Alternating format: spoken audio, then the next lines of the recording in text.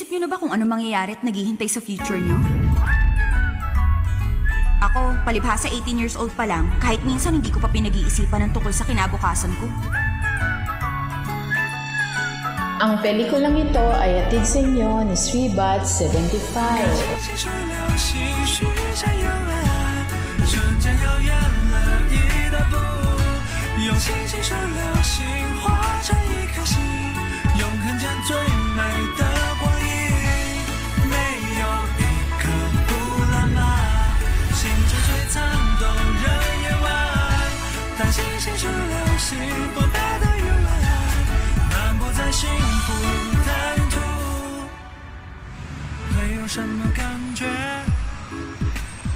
Ako si Dong Sanchai, isang ordinaryong 18 years old na estudyante.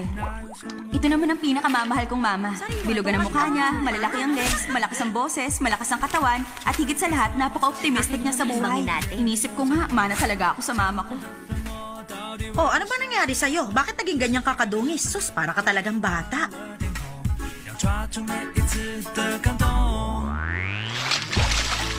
Okay, ito na oh. Oh, hala!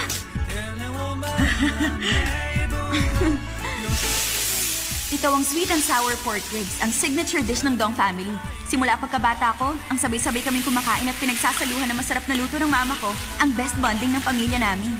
Wow, ang dami! Ano kayang lasa niyan? Amoy pa lang nakakabusog na. Patikim nga.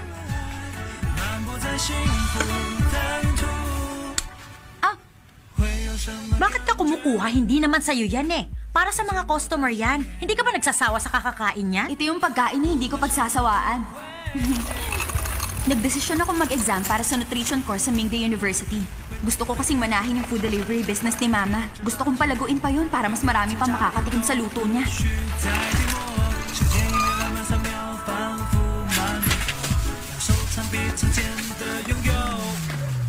Oh, anak, halika!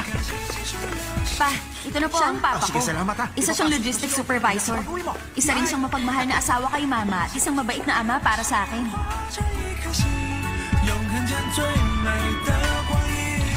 Siya naman ang high school classmate kong si Xiaoyu. Mahilig siya magtimpla ng tsaa. Kaya after namin kumuha ng college entrance exams, nag-part-time kami dito sa milk tea store. Masasabi kong naging mahaba at productive naman ang summer ko. Tulad ng mga nakaraang taon ng buhay ko. Pero yung tahimik kong bakasyon, nabago nung araw na yun. 1, 2,